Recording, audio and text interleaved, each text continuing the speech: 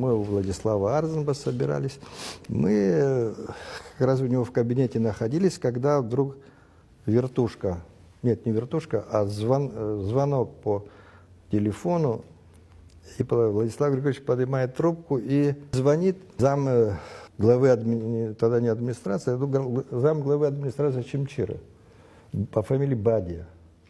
И он говорит: Владислав Григорьевич, танки идут. Владислав Григорьевич набирает вертушку, у нас на Хурей стоял пост. Мимо этого поста мы именно там поставили, потому что его обойти невозможно. Никто не поднимает трубку.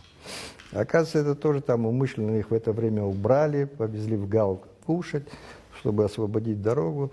И, короче говоря, не нервничал немного, но что-то не верил, потому что какие-то, я насколько понимаю, об этом нигде не говорилось, но, видимо, все-таки Владислава Григорьевича поставили в курс грузины, что они только в Гальский район зайдут, потому что тогда похитили этого их министра, как его фамилия была, звиадисты похитили, и, мол, они зайдут, чтобы его освободить.